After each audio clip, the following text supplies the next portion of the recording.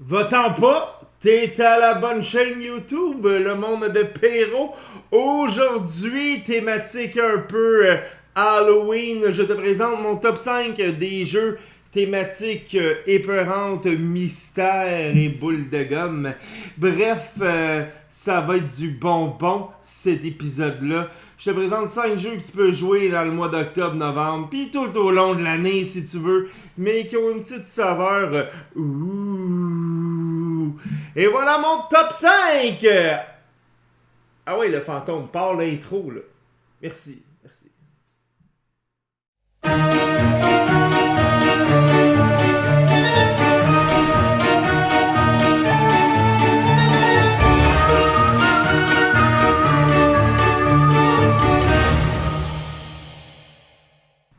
Hey, de retour pour cet épisode de top 5 de jeux à thématique un peu horreur. Je dis un peu parce que il y a certains jeux qui seront dans mon top 5 qui sont plus mystérieux que horreur. Mais bon, et voilà, je voulais prendre 5 jeux dans lesquels j'avais vraiment joué. Je sais qu'il y a d'autres jeux qui peut-être vont m'échapper dans le top 5. Mais j'y étais avec des jeux que j'avais expérimentés. Alors voici ma 5e position. J'y vais avec Mystery House, style Escape Room, jeu d'évasion en français.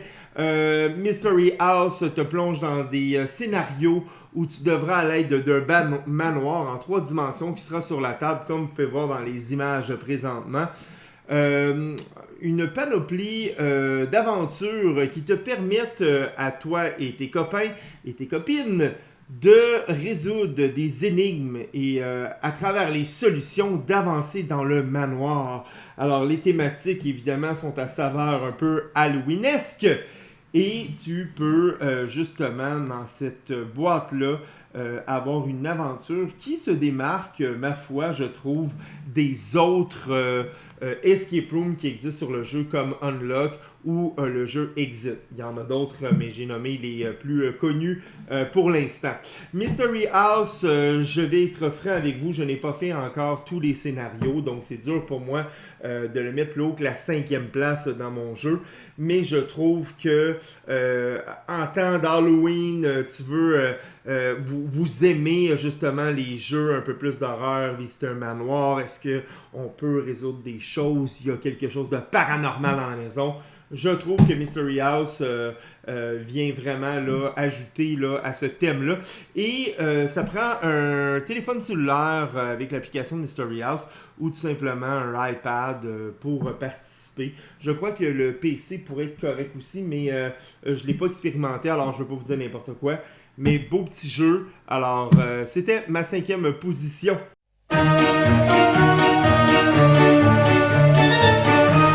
Quatrième place, j'y vais avec un gros classique depuis déjà 4 ans.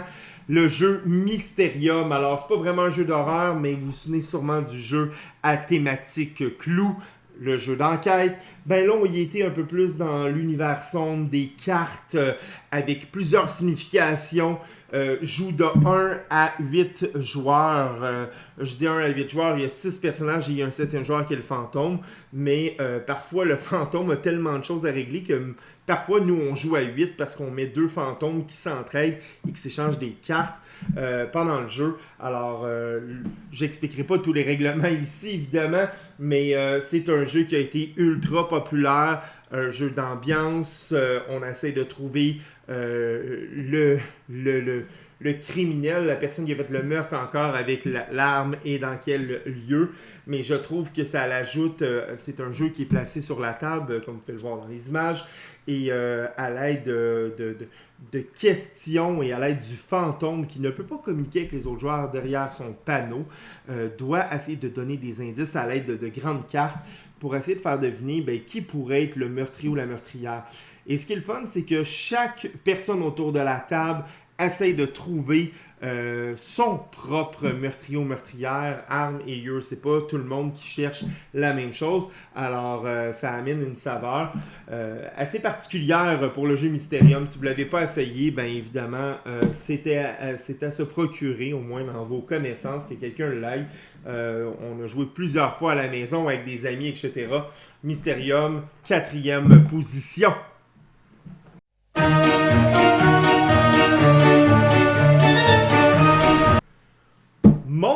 troisième jeu, ma troisième position, en fait, Horrified. Horrified est un jeu que j'ai essayé l'été dernier. Il était sorti, un de mes amis me l'a présenté, je l'ai tellement aimé que bon, j'ai été l'acheter par la suite. Bon, il y a encore le prix ici. Hein. D'ailleurs, je vous dis ça comme ça. Merci à l'Imaginaire qui m'ont vendu à Québec le jeu moins cher parce que la boîte est un peu cabossée, mais l'intérieur des pièces est magnifique. Alors, hein, des fois, on peut sauver des vingtaines de dollars sur des jeux juste parce que la boîte, elle n'est pas neuve. Alors, c'était considéré ça quand vous achetez un jeu de société. Informez-vous auprès du détaillant lorsque vous visitez une boutique. Mais bref, je vous parle du jeu Horrified juste ici. On est dans l'univers des vieux films d'horreur. Frankenstein, Dracula, la momie, la créature du lagon qui se promène, le loup-garou. Et vous jouez tous en équipe pour affronter certains de ces personnages-là. Et quand tu commences une partie, ce qui est le fun, c'est que le jeu il est modulable. Tu peux prendre 2 méchants pour ta première partie à détruire en équipe avant de progresser. Tu veux avoir une partie un peu plus, je vous dirais, normale. On y va avec 3 créatures et on y va avec 5 si on se croit expert.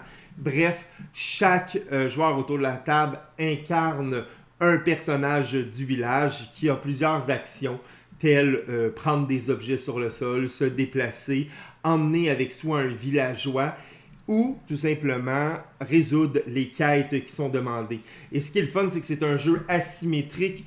Chaque méchant n'a pas les mêmes actions. Donc les parties changent à chaque fois que vous changez de méchant. Que ce soit l'homme invisible, le loup-garou ou Dracula, il n'y a pas une façon pareille d'éliminer un méchant et les mêmes étapes. Il y a toujours des étapes différentes pour arriver vers la victoire. J'ai joué avec des ados à l'école, j'ai joué avec des adultes.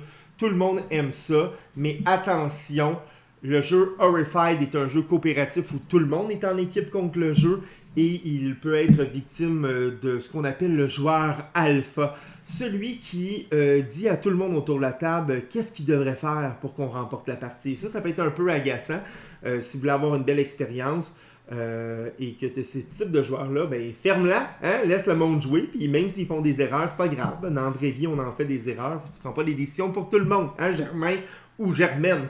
Donc, Horrified, vraiment, vraiment cool. On a eu du plaisir. Le matériel est beau. Les illustrations sont magnifiques. Je pense que le jeu, à la longue, peut être un petit peu répétitif. À 5 joueurs, ça peut être un peu plus long, mais vous êtes 3, vous êtes 2, ça se joue même à 1. Tu es tout seul, tu vas essayer ça, tu te demandes, ah ouais, moi, je joue solo. Hey, c'est comme jouer à un jeu vidéo. Tu contrôles 2 personnages et là, ben, tu essaies d'éliminer les méchants sur la table. C'est vraiment à conseiller. Horrified numéro 3 pour moi de mon côté.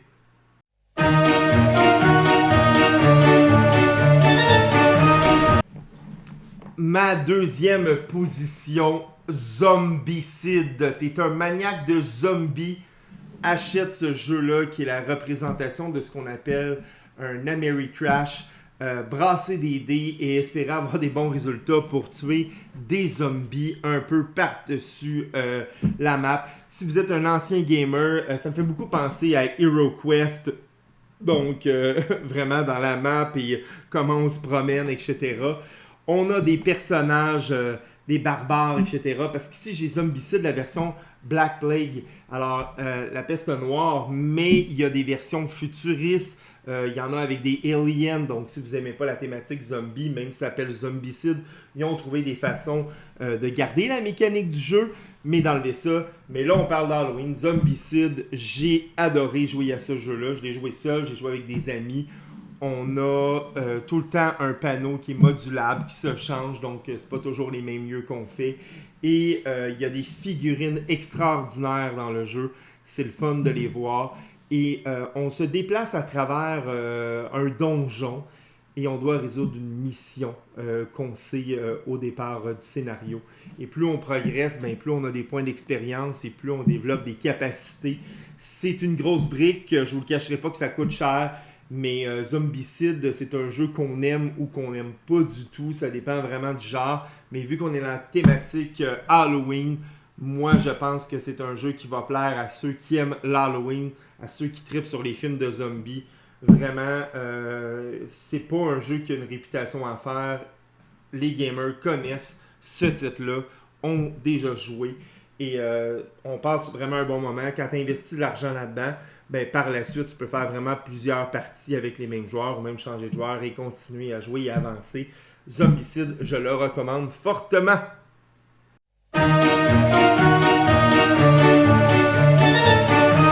Première position, hein, on le voit un peu ici. Attention, c'est Les Demeures de l'Épouvante. Mansions of Madness. Mansion of Madness, de son titre original, Les Demeures de l'Épouvante, est un jeu incroyable. C'est un des plus beaux jeux dans lesquels j'ai joué dans ma vie. C'est mon genre de jeu de société. Ambiance, horreur, paranormal.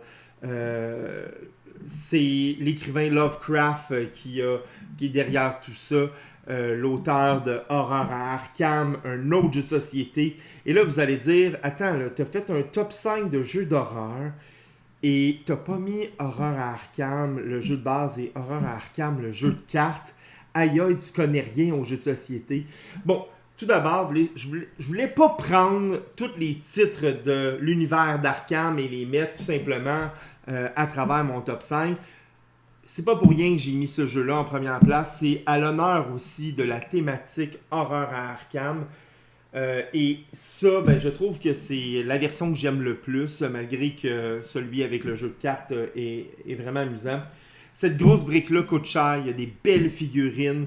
Les plateaux de jeu, je les adore. Encore là, modulable. On change de scénario, on place ça. J'ai joué avec différents amis et quand tu as les bons gamers, là, ceux qui sont prêts à plonger dans une ambiance, ben tu prends ton téléphone cellulaire, idéalement un iPad ou un ordinateur, et là tu plonges dans l'univers horreur du Massachusetts et tu incarnes des personnages qui entendent des rumeurs paranormales. À l'aide de certaines actions, vous vous déplacez, vous investiguez, vous affrontez des gens possédés d'une secte. Bref, si t'aimes les jeux à scénario, Les Demeures de l'Épouvante reste pour moi un numéro 1 d'horreur. Quand je joue le soir avec ça, avec mes amis, on sent tellement... Il y a tellement un côté immersif. T'es plongé dans cette aventure-là. Et j'aime le fait qu'il n'y a pas un maître du jeu autour de la table, ce qui n'était pas le cas lorsqu'on fait la première édition de ce jeu-là. Dans la deuxième édition, celle que vous avez devant vous, en fait, tu peux jouer avec tes amis autour de la table, ok? Et les joueurs qui sont là jouent contre le jeu. C'est un jeu coopératif. Encore là, il faut faire attention aux joueurs qui veulent prendre toutes les décisions. Mais l'application sur ta tablette numérique ou ton téléphone t'offre un scénario et contrôle le tour des monstres, te dit « Ah, voici ce que les monstres devraient faire », t'es déplaces là-dessus. C'est vraiment un jeu génial de la compagnie Fantasy Flight Games qui n'est pas reconnu pour avoir le meilleur rangement dans leur boîte, mais au niveau des scénarios, au niveau du matériel, c'est du bon, mes amis. Je vous le dis, ce jeu-là, Les Demeures de l'Épouvante, pour moi, représente, peu importe dans l'année, le jeu que j'ai envie de sortir, le jeu avec lequel j'ai envie de jouer à mes amis. C'est là-dedans que je plonge dans un univers et que j'oublie vraiment mon quotidien de tous les jours. C'est pas un jeu que tu sors le soir avec des nouveaux gamers puis que tu fais comment, ok, on va prendre 10 minutes. Il y a des scénarios qui peuvent durer jusqu'à 6 heures. Et c'est une machine à cash. On arrive sur notre téléphone cellulaire et on s'aperçoit que quand on achète la grosse boîte comme ça, il y a seulement 3 ou 4 scénarios. Et là, tu dois payer une autre boîte, 60$ pour avoir des nouvelles figurines, des nouveaux plateaux de jeu et débloquer des nouveaux scénarios. Mais je vous le dis, ça vaut la peine si t'aimes ce genre d'univers-là. Ben, pourquoi investir dans plein de jeux que tu vas jouer juste une fois quand tu peux sortir ça et répéter des scénarios? Et il y a des scénarios que j'ai fait 4 fois parce que je l'avais pas. C'était difficile. On l'a recommencé. mais j'ai pas fait ah oui, je sais ce qui va se passer. Nanana. Il y a des modifications des fois sur l'application où on va te changer des tuiles, les lieux de place, les personnages. Alors il y a une bonne rejouabilité aussi. Les demeures de l'épouvante, c'est mon numéro 1 d'Halloween. Alors, et voilà, c'était mon top 5. J'espère que tu as apprécié cette capsule-là. Si tu n'es pas déjà abonné à ma chaîne YouTube, fais-le. Ça me rend une belle marque de reconnaissance d'avoir pu t'aider dans tes choix de jeux. Et d'autres vidéos s'en viennent bientôt. Bientôt, c'est Noël, alors c'est le temps d'acheter des jeux pour s'amuser en famille. Alors, suis ma chaîne YouTube et à la prochaine!